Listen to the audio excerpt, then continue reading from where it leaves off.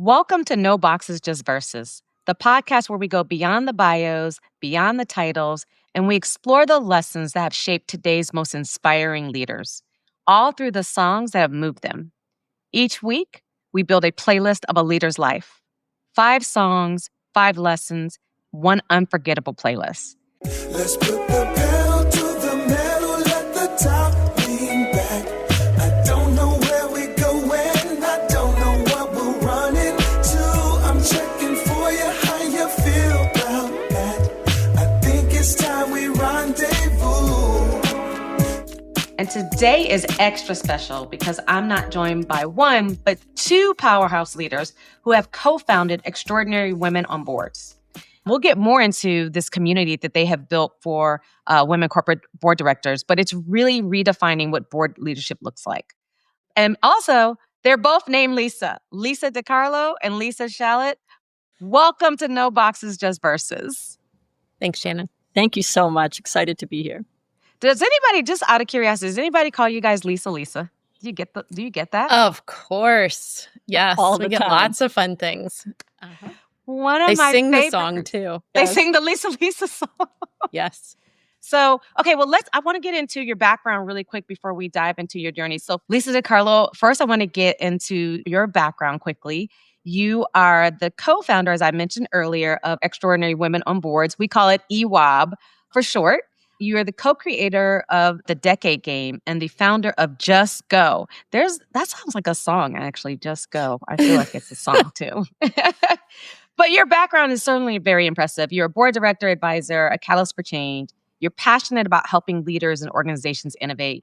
Lisa brings 30 plus years of executive leadership spanning strategy, operations, HR, technology, product across large-scale complex organizations. You've led major transformations at well-known banks, Wells Fargo, Bank of America, Fannie Mae, and GE Capital, including having the COO role at 2 of the largest U.S. banks. Woo! You drove strategic and operational excellence and inspired high-performing teams through periods of change. You serve on the board of a PE-backed technology services company. You also are an advisory board member for Defender Capital Advisors. You've done so much. One of the things that we've never talked about, but you are a proud graduate of Clemson from the ACC, when the ACC was, a much smaller conference. I went to the University of Virginia, so shout out to I our didn't roots know that. of the ACC. But you just bring boundless energy and spirit adventure to everything that you pursue. And I can't wait for my listeners to get to know you a little bit better.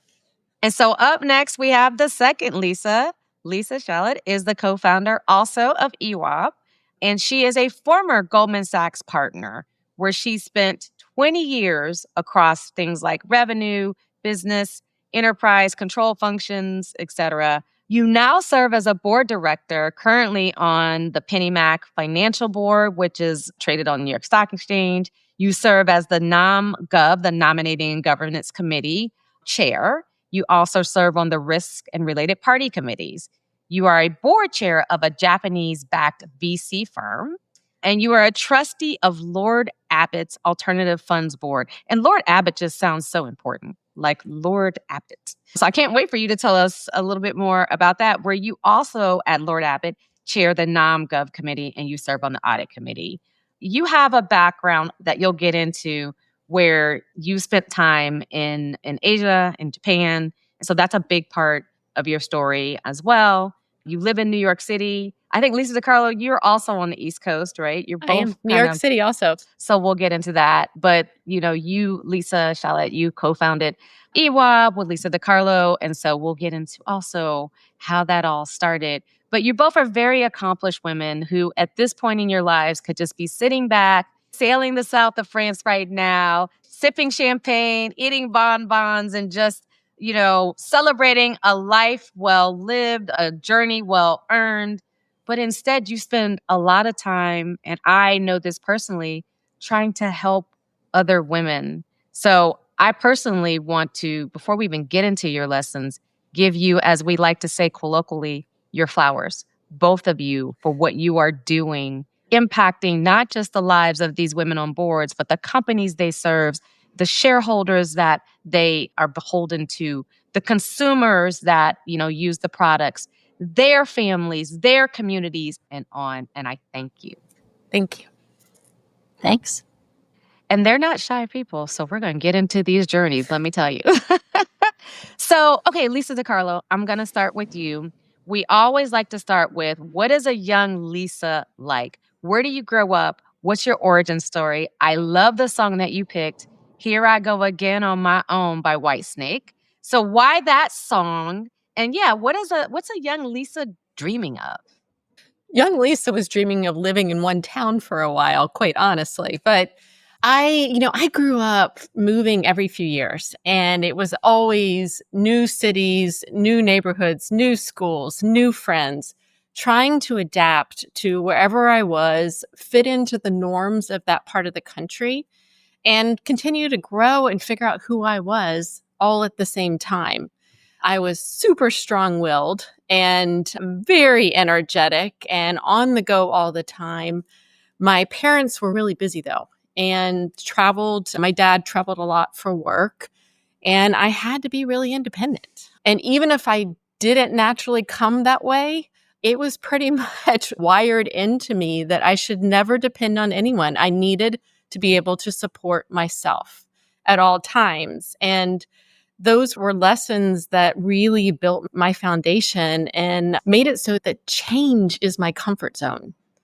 Stillness, maintenance, calm, everyday routine, not comfortable for me, which is a little unusual compared to most people, I think. And if you had to pick a place, I think a lot of people say, well, where you went to high school is where you're from. I don't know if that's true for you or not. But if you had to pick a place, where would you say you were from? Oh, gosh. You know what? I claim New York City because once I moved to New York, I've been here the majority of the past 22 years. It is my home, my love, my energy. There was not a place that I attached to growing up. Yeah, it reminds me of, a lot of people and friends. My husband was initially in our beginning of our marriage, and he's a military brat, but he was in the military. And I met a bunch of people like that, and they were like, yeah, I'm from everywhere. They're like, I'm from everywhere. Yep. So it sounds like you have a lot in common. People usually ask if I was a military brat, but it wasn't. You were, sounds like corporate. We used to call it corporate property. You moved because the job moves. Yeah. So Lisa Shalet, you also actually moved as well, and you did something I think that it was very gutsy to do at a very young age. The song that you pick is called A Whole New World. It's by Peebo Bryson and Regina Belle. I think it was like in a movie when I was a kid, because it's like an anthem song. I love it. It's an anthem song. But I think it was like Aladdin. I think Wasn't so. it Disney's Aladdin? Yeah. Like a Disney. Yeah. So as soon as I read that, I got like Disney in my head. Beautiful song, but it's a whole new world for you. And so where do you kind of grow up? But you make a big move at a very young age. You're giving me way too much credit for having premeditated that. So I grew up in New York, specifically on Long Island in a place called Roslyn. And I was, very lucky to have two wonderful parents who, had tremendous work ethics. They're both the children of immigrants to this country. And so that kind of pervaded things. I would define myself as the classic good girl. I kind of did what I was told. I did what I was supposed to do. I was supposed to get good grades. I got good grades. And none of this was ever discussed. It just was sort of in the air. And, suddenly at age 15, I was called into the vice principal's office at my high school and was offered an opportunity that I never would have imagined, and frankly, still not sure if I deserved. And it was to represent the high school in a competition that was taking place nationwide where students were chosen from each state to go live with a family in Japan. It was a program that was sponsored by the U.S. Senate, the Japanese Diet, and a student exchange organization called Youth for Understanding. And so I wish I could tell you that I gave it a lot of thought, but I was very lucky to be offered the opportunity. I still am not 100% sure why my parents thought it was okay back then, pre-internet folks, to send their oldest daughter across the world where it was hard to make a phone call because of the time difference and the expense, and letters would pretty much take the whole summer. But between my junior and senior years of high school, I went to live with a Japanese family. I'd had no connection to Japan prior. I am allergic to fish, even more unlikely. And the family spoke no English. I spoke no Japanese. And that was a total game changer from my perspective. So, I could have grown up as I was and probably had a very myopic view of the world. But this just blew open my mind and the aperture to just realize that the world is a very big place. And that while I am a very small bit in it, you grow up expecting that the things that you learn to do are the way everyone does things. But when you go to a place that messes with you so much as Japan, rather than saying, why do they take off their shoes? You say, why don't we? And I feel very lucky to have gotten that perspective when I was that young. And that made me want to go back to that family and, one day speak Japanese. I mean, I think it's like a foundational thing. Both of you wind up really moving a lot and getting out of your comfort zone. And I think it's a foundational thing that carries forward into like the women you become. Because at a very young age, you got used to that. And then you got good at it. You got good at being uncomfortable, good at being in like the line of the fire, if you will, because you had to be. And you also realized it would be okay because you got through it, right? So you had that to lean on.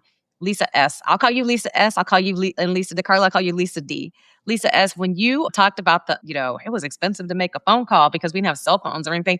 I remember that what we used to do when we called my grandmother is you call the person collect. Remember you could call them collect? Then you hang up and then they know. Yep, exactly. Those were the days. Yes. Right? There was no voice over IP back then or WhatsApp. Or anything. And the worst thing you could do is spend all this money to call somebody and then they don't pick up and then you wasted this money. No, you call collect. And if they can't talk to you, they don't talk to you. Then so listeners of a certain age, they got that. Other people Right, are like, total hack. Total hack. What? It was a hack. So you're obviously very motivated. You wind up going to college. Lisa S. will start with you because again, underachiever, you go to Harvard. So walk us through how Harvard came about.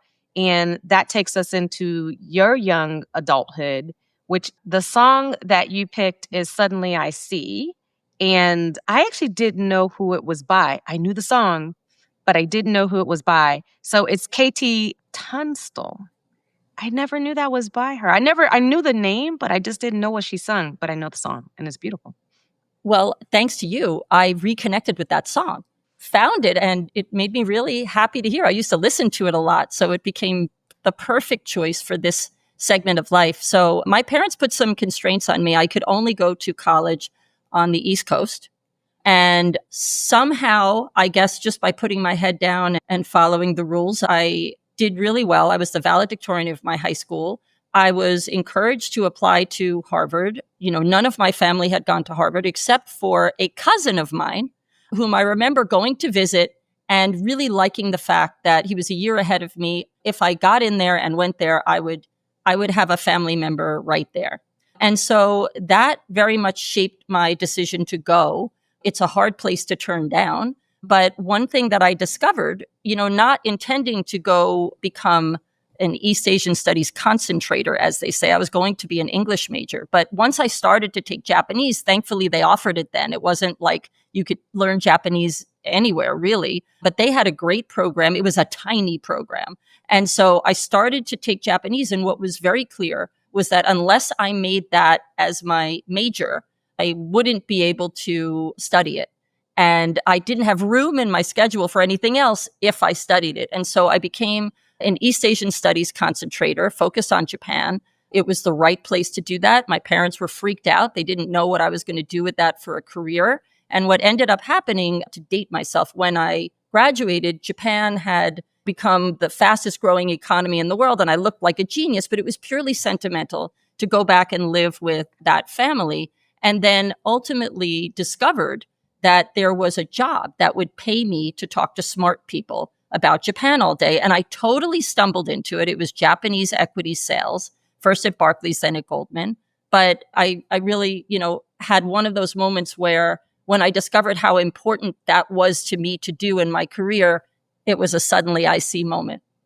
Oh, I love how you brought that in because I can't imagine, especially back then, as you said, you come from an immigrant family. So I think the values are very similar to even in my culture in the sense of there are certain jobs that you could do that are respectable and everything else is like, what is that? Like, how are you going to have a job? And you need to have a job for like 50 years in the same job and you need to be loyal and all those types of things. So trying to go and say, yeah, I'm not going to be a doctor, a lawyer, an engineer, or like all the things. I'm not going to get a PhD, like all the things that would have been like, they could brag upon you, right? In terms of like the community. She's majoring in like East Asian studies. People were like, come again? What does that even mean? That had to be some interesting years for you, for sure. That was, I think, one of the first big decisions that I made for myself, despite what the feedback was. And it started a whole string of those. But, one of the things I realized, because the job I took out of college ended up not being Japan related, despite it being a Japan related job.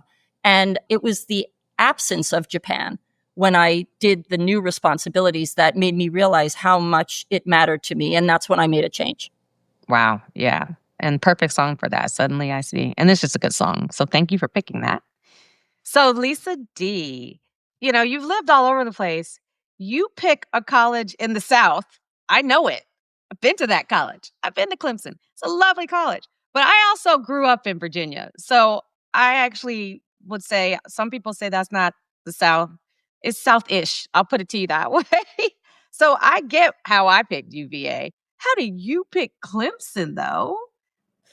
Oh, not my proudest story how we came about this decision, but I was actually living in Delaware for the last 2 years of high school, and I did not have restrictions on where I was going to college. It was go to the guidance counselor and figure it out was more the conversation that happened in my house. And in looking through all the brochures, Clemson had a lake that I had never lived in North or South Carolina and was kind of curious about that part of the country. I wasn't sure what type of degree I wanted. My dad said, oh, go get a business degree. Marketing, you're really creative. You'll be drawn to it. And if you can sell, you can survive. That's all I need to know is you're going to be able to support yourself. So just give that a try. You can always change it. And so I went and visited it, loved it. And that was where I went and knew nobody, nothing, just off 12 hours away from anybody I knew. I think day 2 was a really scary, shocking moment when I realized how big of a decision I had just made. That's kind of how I tend to live, is just go and then think, wow, okay, there's a few things I need to sort out. But it worked. It worked. And I had a great time there. I tried all kinds of things, learned a whole new culture in the country. Meantime, my family had moved to Baton Rouge, Louisiana. So I picked up kind of Louisiana in the mix. And there was a lot to learn there. Worked in chemical plant for the summers in college. That was a whole different learning experience. I just tried things. It was all about experimenting for me for a long time. Okay, well, both of you Lisas have that in common because we just talked about Lisa S going to Japan. So you both were just all about experimenting and just trying new things. And actually, Lisa D, the song you picked for this stage of your life is Standing Outside the Fire by Garth Brooks. And so I'm sensing a theme in these lessons. Yeah, that song comes from right when I got out of college. I was so focused on traveling. I took this consulting job where you went to a different location every 3 months. Ended up being high pressure sales. It was a terrible job, but I loved the rest of the jobs after that. It was so bad.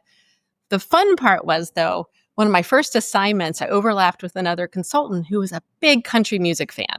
Now, I get that I went to college in the South. I really never got into country music then, but she drugged me out to a country line dancing bar.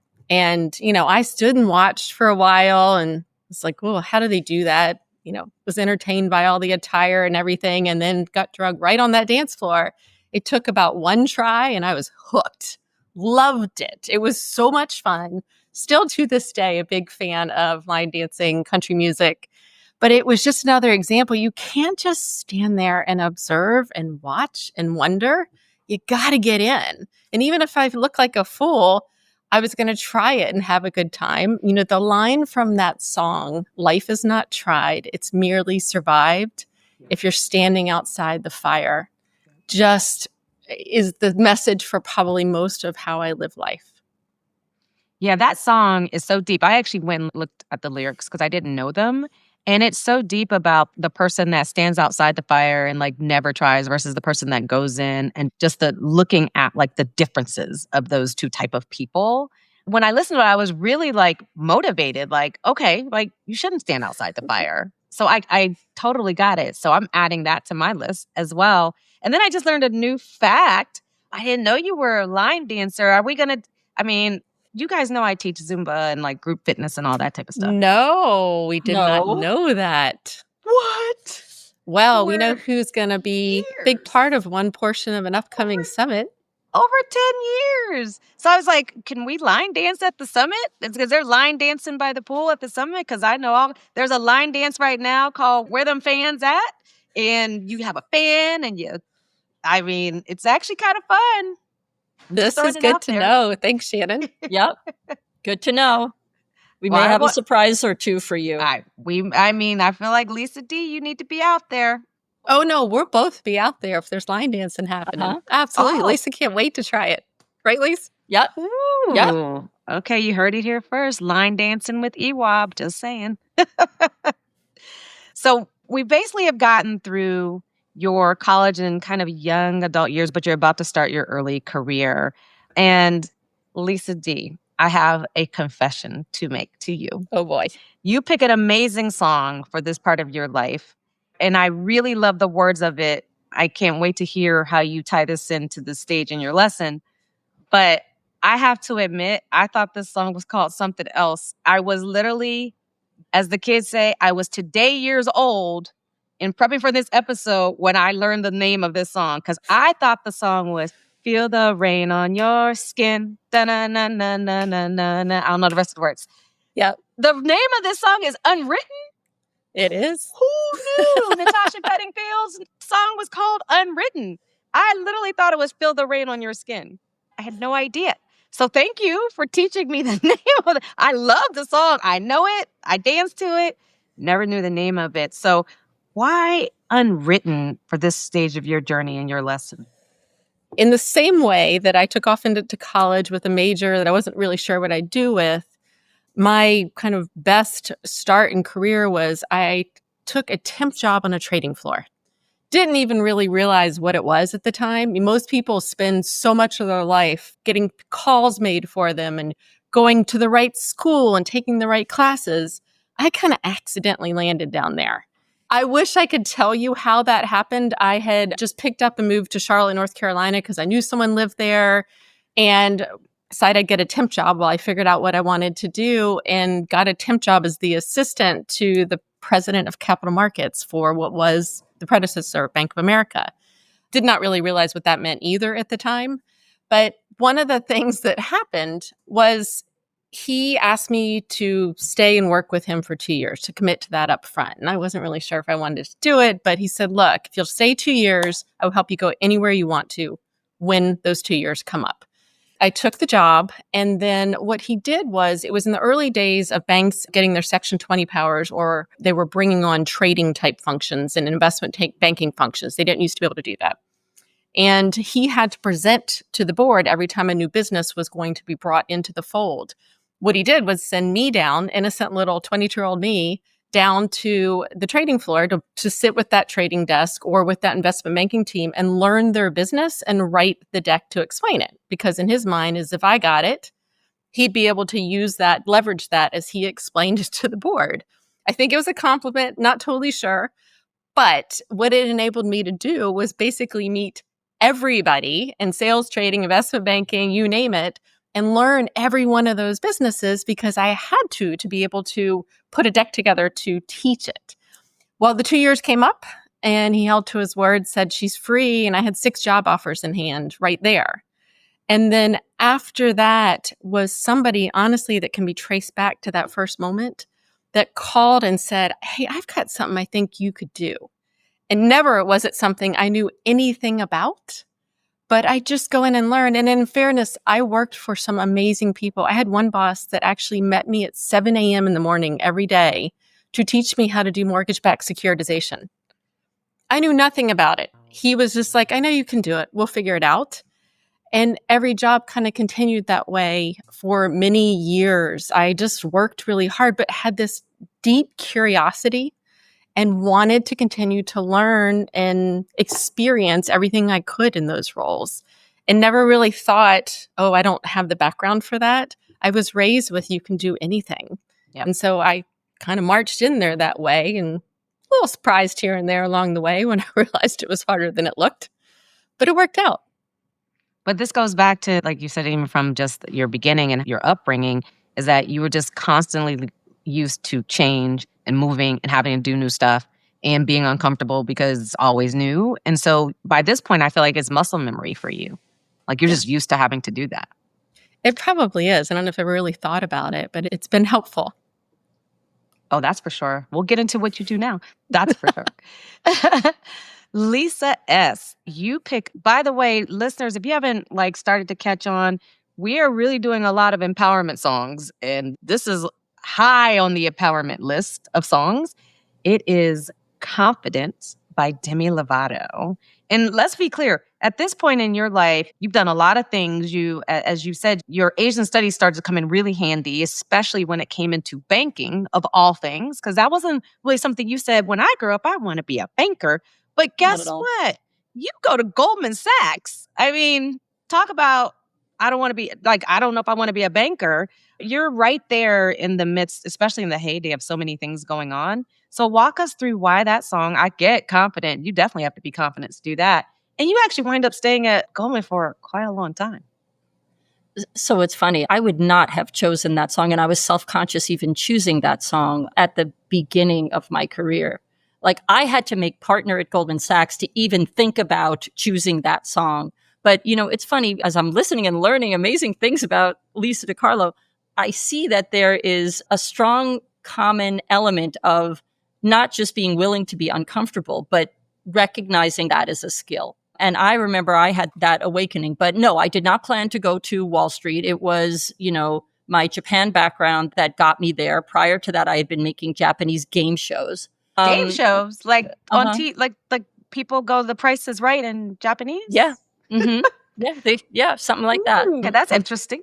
Yes. A trading floor looks very similar to a television production floor.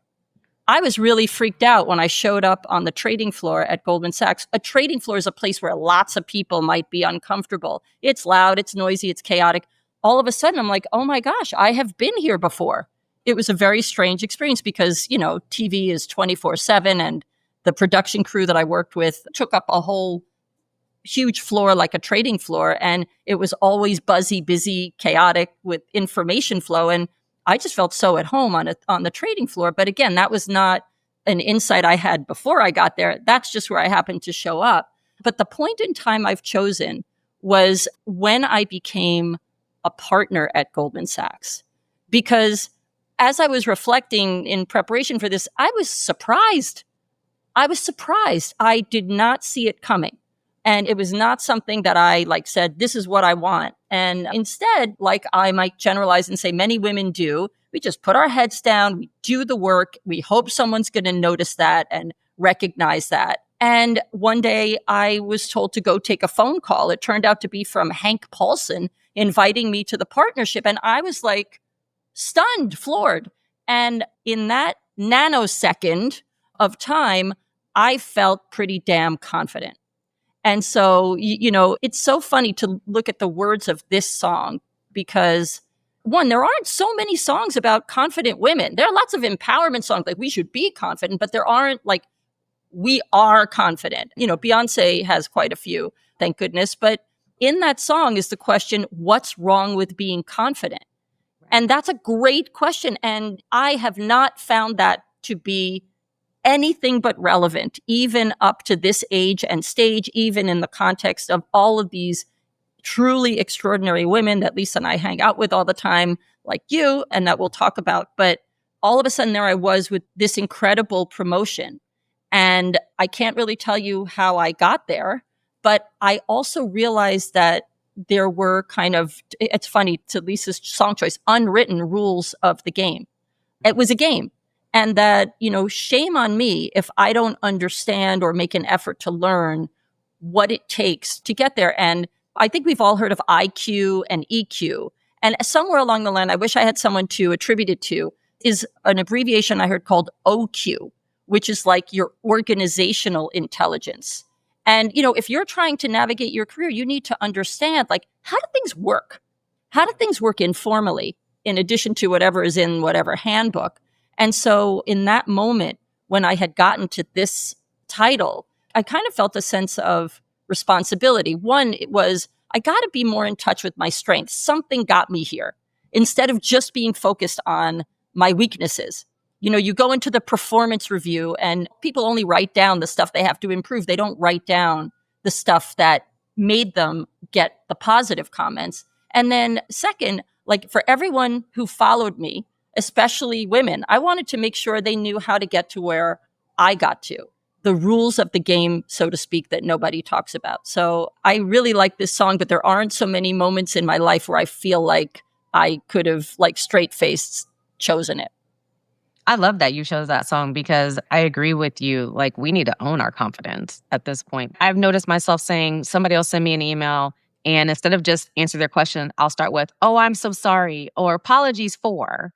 Now it's innate, and I have to say, no, stop, be confident. Why are you apologizing? They don't even care. They just want the answer. They don't care about your apology for why it took so long to get, like, just stop. The other thing that came to mind is this is the reason why we do this podcast, because I've known you both, and both of these stories in this section, I'm not really sure how I would have known any of them from you. And it shows you just didn't have a boxed career. I saw the end results of your careers and how accomplished you were from your operator roles to then, being on board. You see the end result, and you just don't think that Lisa D was a temp and was just going to a floor and trying to learn everybody's job. She wasn't like, I went to on-campus recruiting and then I got hired and then I went through the management training program. That's not what happened. Lisa S., who knew you worked in production and on game shows in Japan?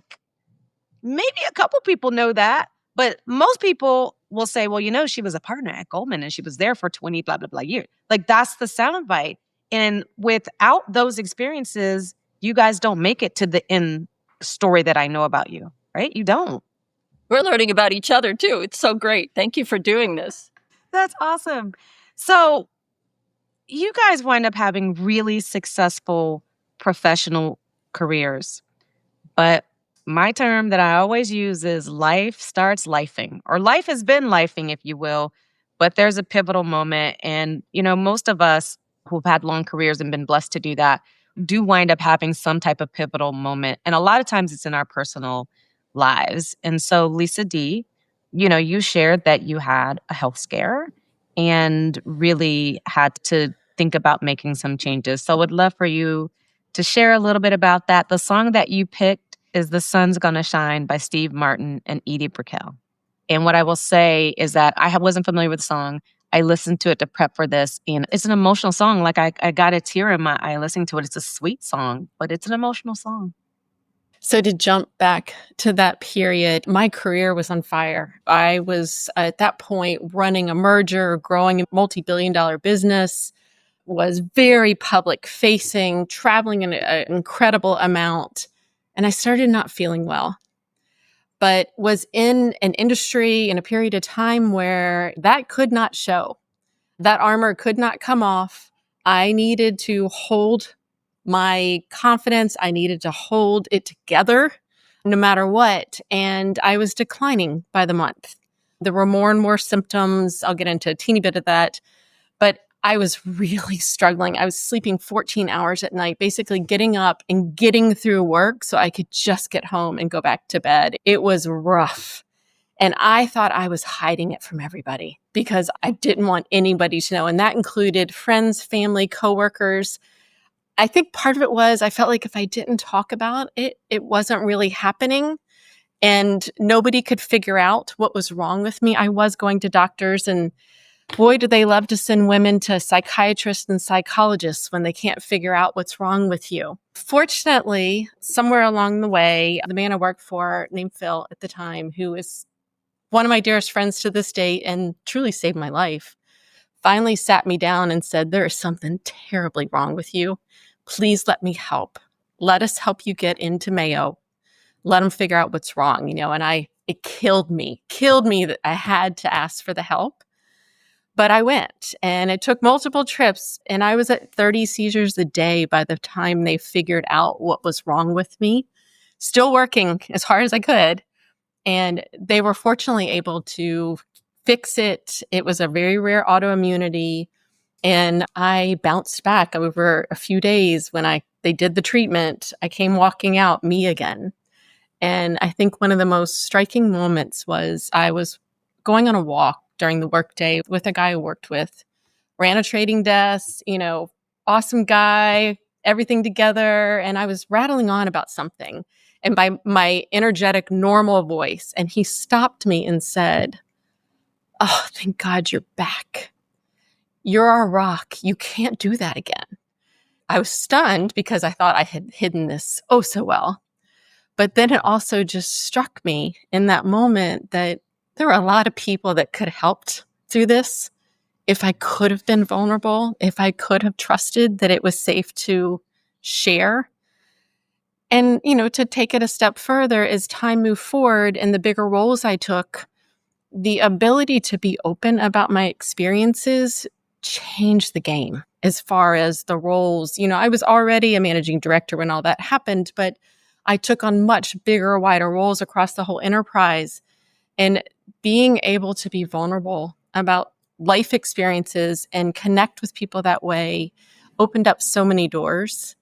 And the song, just to tie it back, "The Sun's Gonna Shine Again," going through all of that with the health scare, but then even going forward, there are those days where you come home and it's just such a hard day. Some days you just need to cry and it won't come out. This song will do it every time. And then there's other days that you need the reminder that the sun's going to shine again. Tomorrow is a new day. Let's just start fresh. So that's what that was about. Oh, thank you for sharing that. There's somebody listening right now that needed to hear that because they're going through it and they think they're alone, and they're not. They're not. So thank you for sharing that. Mm-hmm. Lisa S., you also are going through a pivotal life moment. And it's one where we share a lot in that. You lost your father. And I remember when I lost my father. I remember it was the first time in my life at his funeral, I lost the ability to breathe. Like, I felt like I was choking, like I couldn't breathe. And I remember I ran out of the church and my husband ran after me, and I ran in the middle of the street, like, who cares if cars are coming? And I ran out because I was trying to get air. Because I said to him, I was like, I don't know if this is a panic attack or whatever, but I was like, I cannot breathe. I just can't breathe. And we obviously got through it. But one of the things that I will say is, to this day, and he's been gone for quite a while. To this day, there are moments, and Lisa D., I'm glad you shared that, where sometimes I just want to go outside and cry. I do. I go outside and cry that he's gone. I just need to. And then I get back at it because the grieving process will never end. As long as I'm breathing, I'll never stop grieving him. And so my heart goes out to you, Lisa S., as well, because I know what that feels like. And I know how that can, for some people, can derail you, but you also have to move on. And the song you picked is a great one. It's Seasons of Love by the original cast of Rent.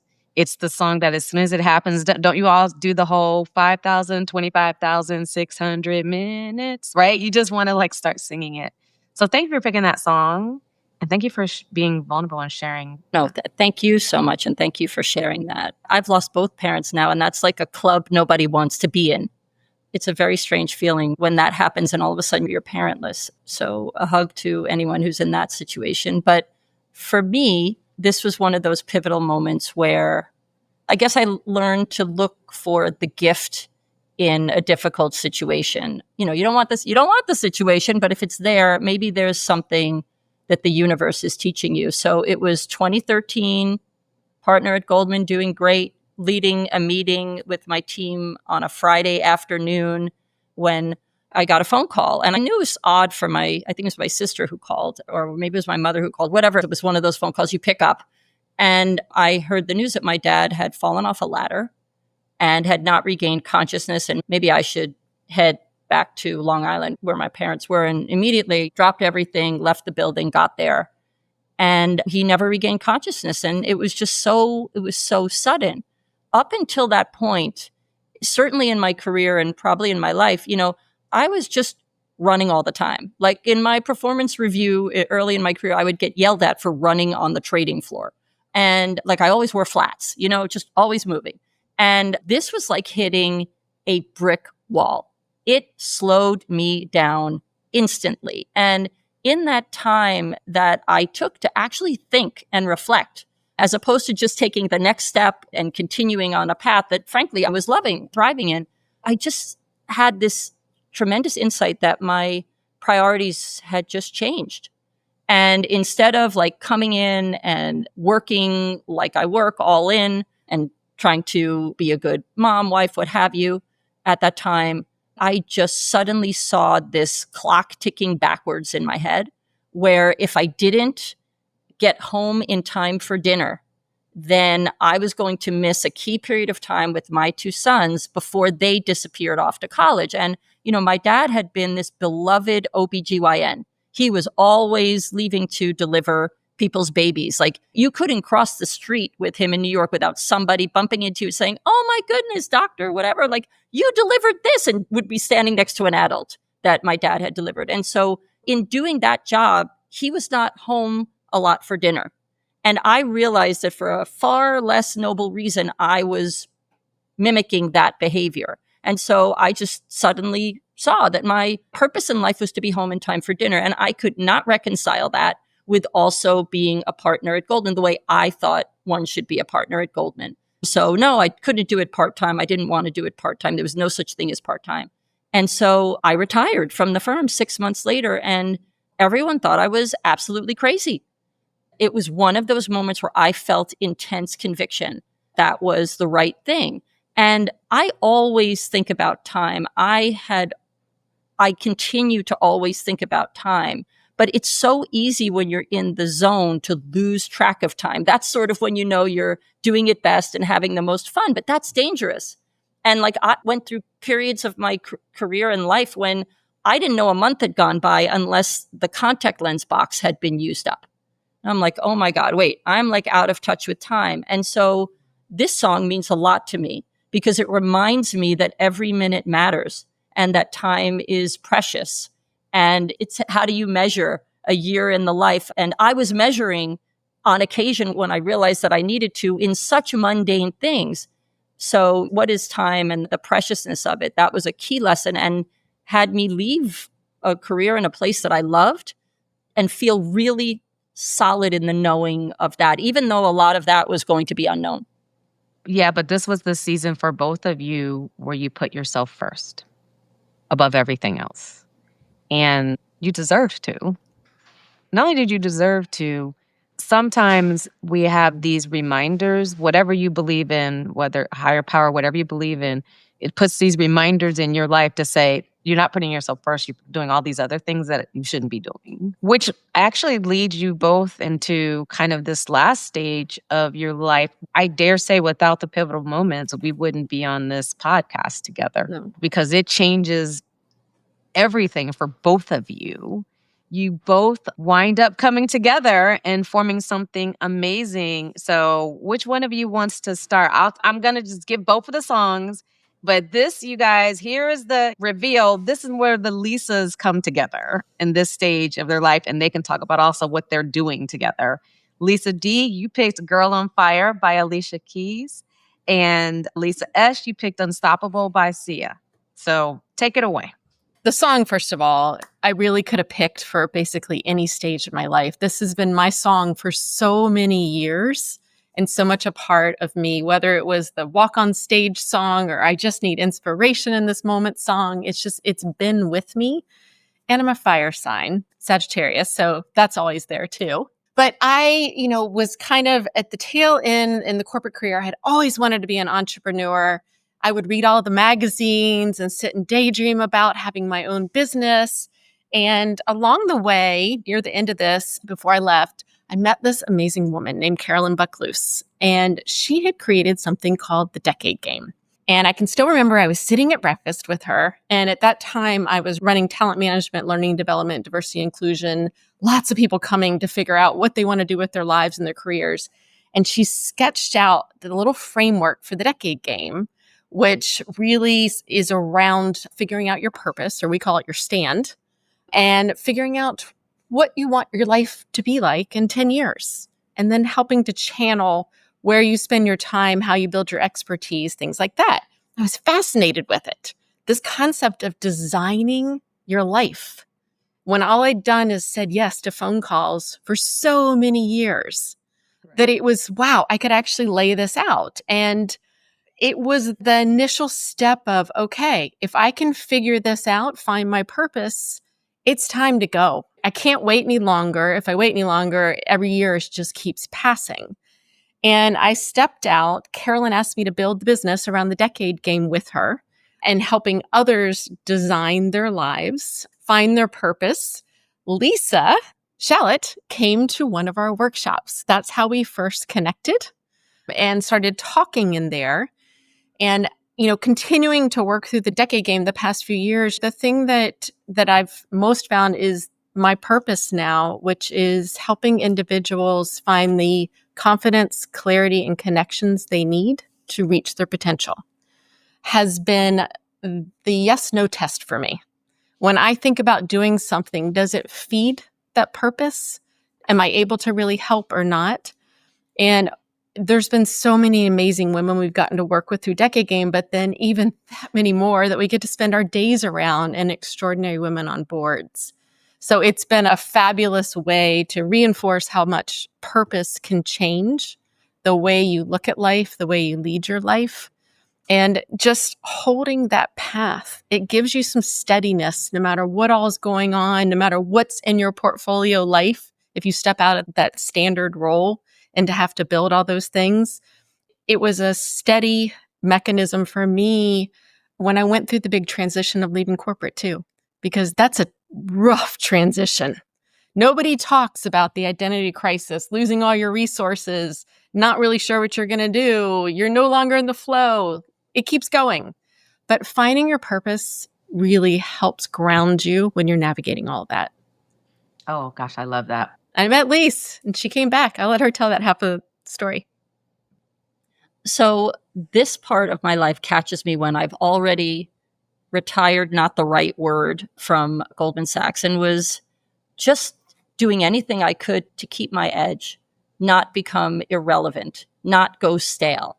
So I was spending a lot of time meeting founders. I had worked for a 25-year-old in a millennials focused startup and was serving on boards. And I was just doing all these interesting things and started meeting all these women. And I gathered them together because we were all serving on boards and we're the only women in our boardrooms. And we were supposed to have this one-off lunch. That's what my purpose was. And that was going to be it. We'd all be connected. We could email each other. And from that point on, we could share information. And that had become a side hustle for me. But when I heard from a mutual friend of mine and Lisa's about the Decade Game, it stopped me in my tracks. I'm like running toward anything about learning, transitions, purpose, because this was a period of time when I was exploring and open to all of that.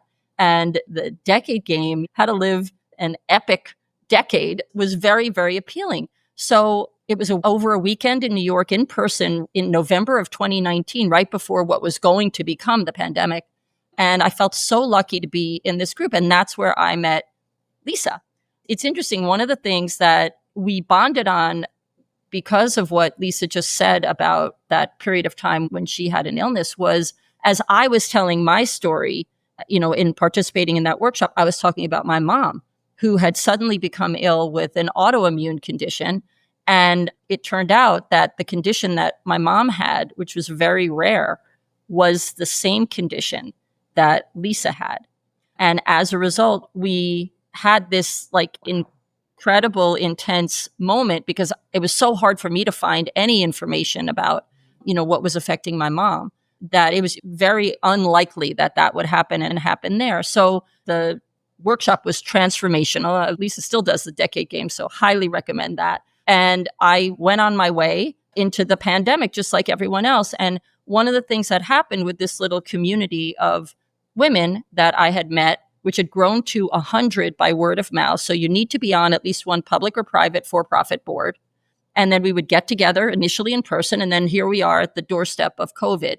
But for a board director, COVID made the remit explode. If you thought a board director job was X, Y, and Z, all of a sudden it was A, B, C, D, E, F, G, and this group, a proudly nerdy group, said, Lisa, figure out Zoom and we're going to move to Zoom and continue to share ideas, emerging best practices, and just be there for each other. And so I continued to do that. And because you no longer had to be in person, people could refer people in from anywhere in the world. And, like all of a sudden, like twice a week, it felt like I was gathering and getting to meet all of these incredible women all the time. And it was very like scrappy. And so I had a call with Carolyn Buckloose, who Lisa mentioned, in August of 2020, so almost a year later, when this thing was getting so big that it was taking over my life to a degree, but in a wonderful way. And I'm like, Carolyn, I don't know what I'm going to do. This has exploded. I really need a co-founder. She immediately said, do you remember Lisa? Maybe you should talk to Lisa. She might be interested in this.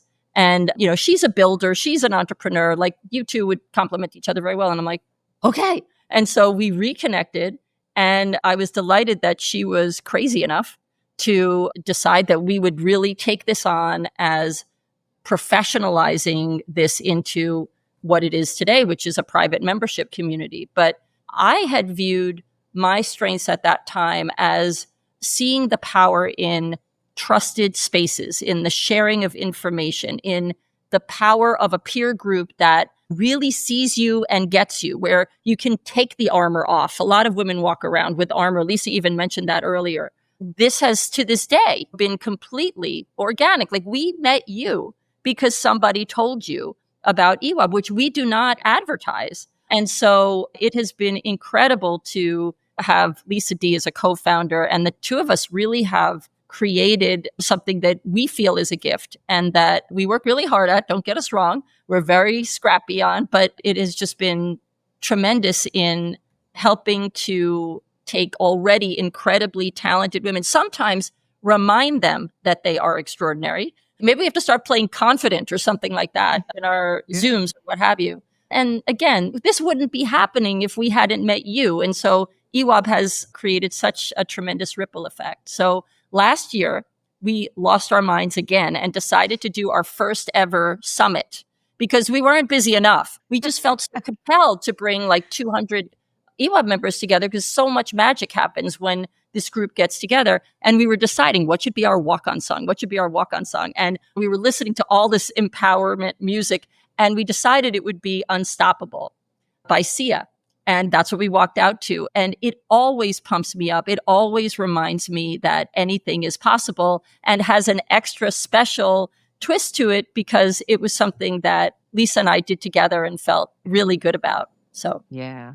It's been so amazing just hearing your journeys and how this even led up to EWOB, but it makes so much sense how it led up to EWOB. It's like this is that season and stage of your life where you're now taking all of those lessons, all of those things that you both have done, separately, bringing them together, and then the multiply effect for so many other women. I feel so fortunate to be one of the women that's in EWOB, but just what it's doing for there's so many other women that need help, and what it's going to do and continue to do and how you're growing is nothing short of just inspirational. And so I'm super excited because you have another summit coming up soon. yes. And so more will come from that. And I'm sure our listeners will be able to, we will share in the show notes, both your websites and all of that type of stuff. But how can our listeners follow you and support EWOB and what you guys are working on? Like, shout out where they can find you. And then I need your happy songs, the one song that each of you just get really happy about. So many empowerment songs have already been shared. So, I feel like I see a theme, but let's see what you pick. Oh, this is a tough one. I think I'm going to have to do two. One's going to be Walking on Sunshine by Katrina and the Waves because it's the just throw a dance party in your living room song at any moment. The one, though, that gets me pumped up and excited is Pink, I Am Here.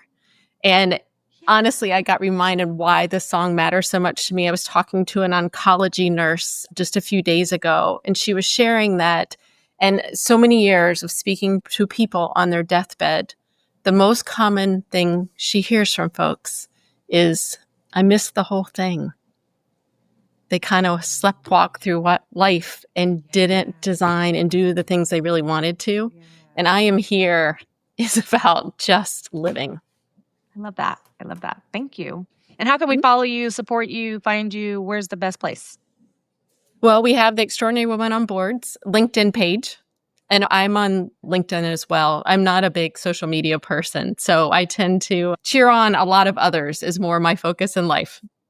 I would just say, and then I'll give you my song or maybe two. If you are listening to this and you're a woman who sits on a public or private for-profit board and thinks that this community sounds like it resonates with you, just please reach out. You can reach out and in the ways that Lisa said. Or if you're listening to this and need access to amazing talent, we're happy to always create opportunities for EWOB members, whether that's a board seat, an advisory role, or whatever it might be. So please reach out. As far as my songs up, you're going to laugh. But the song that I've been listening to over and over lately is from a popular South Korean Netflix cartoon film, and it's called Golden. I love this song. It's very happy, peppy, and it sort of reminds me of a lot of the pop culture that I experienced in Asia. It's kind of empowering too. And then the other song that always really gets me, especially now that I live in New York City again, is the song that, Alicia Keys sings about New York City. Love both of those songs. Okay, I'm gonna have to Google that Golden song. I'm super excited that you picked something like that. This is what the playlists are all about. We learn about new music, and then all of a sudden we all start getting like completely obsessed with these songs too. So thank you for sharing that.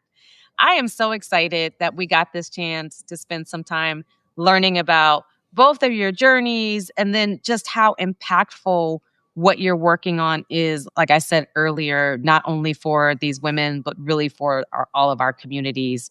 I'm going to do a quick recap of your songs because your playlists are empowering and they just make me smile. I'm going to combine them. So we have, in the beginning, we have Here We Go Again and A Whole New World, followed by Standing Outside in the Fire and Suddenly I See. Next up, we have Unwritten and Confident. Got to be confident. After that, we have Pivots and we have The Sun's Gonna Shine and we have Seasons of Love. And we kind of ended, at least with your beginning songs, with Girl on Fire and Unstoppable. Then you both had bonus songs. And so on the bonus songs, Lisa D, repeat your two. I Am Here by Pink and Walking on Sunshine by Katrina and the Waves. And Lisa Shalet, repeat your two. Golden and Empire State of Mind, the Hell's Kitchen Broadway show version. Oh, that's even better. That's even more specific, but I like that one too.